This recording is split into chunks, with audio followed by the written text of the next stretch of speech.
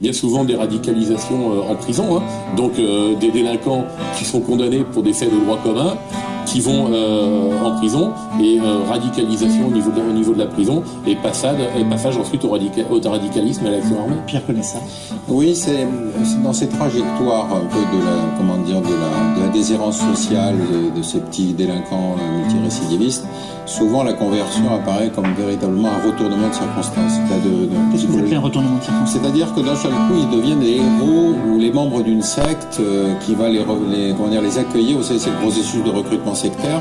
C'est-à-dire que l'individu, tout à coup, qui est dans cette situation de crise, va se trouver cerné par des gens qui vont lui dire « mais nous aussi, on a connu ça, nous aussi, on a trouvé ça. Mais nous, on a trouvé la solution ». Là, vous avez une espèce de chasse en meute, c'est-à-dire qu'on va l'entourer, on va se prendre soin de lui, etc. Et puis ensuite, vous avez le processus d'isolement, c'est-à-dire qu'il faut le couper de son milieu familial, de ses amis, etc., pour le convaincre d'entrer dans la lutte, c'est-à-dire dans la défense de la cause. C'est le processus qu'on trouve dans d'autres recettes, mais avec le niveau de violence qu'on a là, évidemment, on n'avait rien d'équivalent jusque-là. Et donc, ça paraît tout à coup devenir une espèce de héros négatif. Regardez Mera qui part aider avec sa BMW et qui visiblement était en fait dans une trajectoire de délinquance, devient une espèce de héros. J'étais, au moment de janvier, il s'est trouvé que j'étais en contact avec quelqu'un qui était en prison, un aumônier, qui était à ce moment-là dans la grande salle de réunion, et effectivement, tous les gens de la prison regardaient la retransmission en continu du père Cachet, etc. Et ils étaient en surfusion, c'est-à-dire qu'effectivement, ils voyaient tout à coup quelque chose qui était ce qu'ils voudraient devenir quand ils sortiront, puisque finalement leur vie ici était quasiment irrattrapable en quelque sorte. Vous vous rendez compte de ce que vous nous dites là? Oui, absolument. Parce que pour le coup, là, c'est proprement terrorisant. Là, on est en train d'en faire une icône. Là, on est en train d'en faire une icône. Parce que là, vous êtes en train de faire le Che Guevara des islamistes. C'est vous qui venez nous chercher. Certes, voilà, mais si vous voulez... Faut pas inverser les rôles. Différentes images qui sont présentées de lui vont se retrouver sur tous les sites salafistes demain. Et on avait commencé un peu avant, en le mettant un petit peu en avant, le djihadiste qui traînait des cadavres en 24, avec un sourire. On en fait un peu cette figure. Alors, j'étais très frappé avant d'entrer dans ce studio ce soir. J'avais l'impression que dans toute l'Europe, il y avait une mobilisation. Les Suédois mènent des enquêtes en disant qu'ils sont extrêmement inquiets. En Allemagne, on va y revenir dans le reportage. On se pose de plus en plus de questions. Dans le reportage qu'on vient de voir, Rome, l'Allemagne sont cités. Il y a un double problème, celui de la porosité des frontières, on va en parler tout à l'heure avec Alexia Kefalas, et puis celui, par ailleurs, de un ensemble européen qui semble particulièrement fragile, notamment par rapport aux allées et venues de l'ensemble de ces terroristes. Je voudrais faire une remarque sur la construction de l'espace Schengen. C'était effectivement une formidable idée de faire la circulation des hommes, des capitaux et des services, mais les seuls qui n'avaient pas le droit de se déplacer, c'était les juges et les policiers. C'est quand même une construction assez originale pour un espace de liberté de circulation. Rappelez-vous que quand on est dans... Vous voulez dire que les seuls dans l'espace de liberté qui a été créé, les seuls qui étaient empêchés de le faire à peu près naturellement restaient les flics et les magistrats? Absolument. Rappelez-vous que quand il y a eu les attentats du 11 septembre, on discutait du mandat européen depuis 15 ans seulement. Ça veut dire qu'on avait totalement laissé de côté tout ce qui était la sécurité de l'espace collectif. Et le cas, effectivement, était déjà évident dans d'autres scénarios d'attentats. À partir du moment où il y a une frontière dans la construction d'un réseau, de toute façon, les gens ont toute la facilité de communiquer, d'aller et venir. Les seuls qui, effectivement, sont obligés à chaque fois de s'adresser à un autre interlocuteur pour avoir les informations, ce sont les policiers ou les juges. Et ça, c'est véritablement une difficulté majeure. La coopération s'est largement améliorée.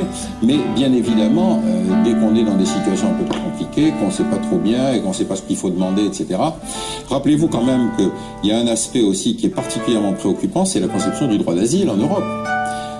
Quand vous avez un droit d'asile dont la logique a été, dans les années 50, de protéger les combattants de la liberté, qui étaient en particulier, on se reprochait évidemment de ne pas avoir ouvert les frontières aux juifs persécutés par Hitler, puis ensuite, il y a eu tous les réfugiés d'Europe de l'Est, donc on avait les combattants de la liberté.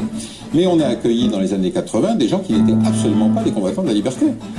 Parce qu'on a eu effectivement le London Islam qui s'est constitué, on a eu les Algériens qui sont arrivés avec des cartes d'identité qui étaient effectivement quand même des anciens islamistes ou des islamistes en activité. Et donc, à chaque fois qu'on s'est trouvé face à ce genre de situation, quand on a demandé l'extradition de Rachid Ramdan, on a mis 10 ans à l'obtenir, par exemple, des Britanniques.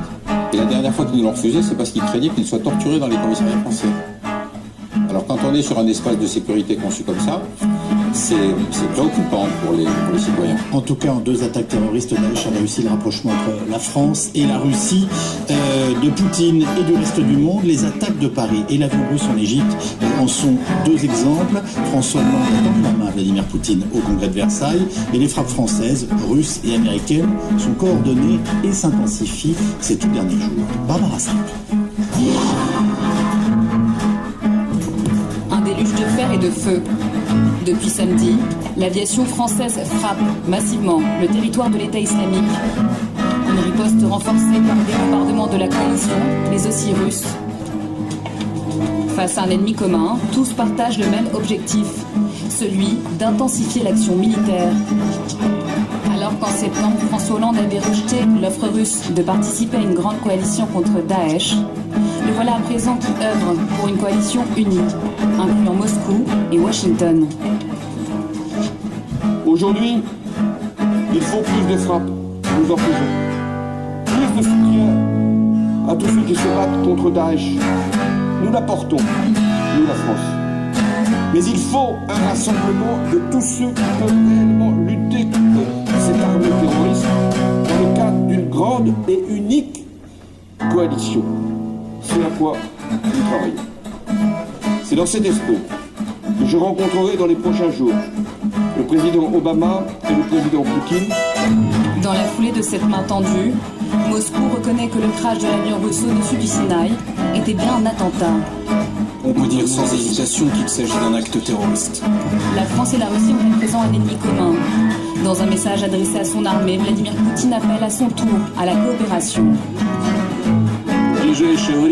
Un détachement naval français mené par un porte-avions arrivera bientôt dans votre secteur. Il peut établir un contact direct avec les Français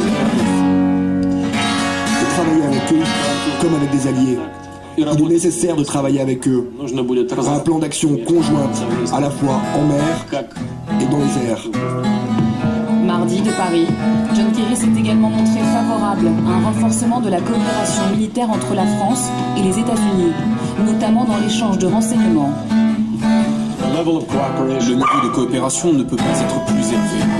On s'est mis d'accord pour échanger encore plus d'informations et je suis convaincu qu'au cours des prochaines semaines, Daesh va ressentir une pression encore plus accrue. Il la ressent aujourd'hui, il l'a ressenti hier, il l'a ressenti ces dernières semaines. Des Américains également explicitement menacés dans une nouvelle vidéo de Daesh. Washington, mais aussi New York. Réponse du maire. Le peuple de New York ne se laissera pas intimider. Si un front commun se dessine, reste le sort de Bachar el-Assad. Sur ce point, Est et Ouest s'opposent depuis le début du conflit. Pour la Russie, le départ du président syrien est irrecevable.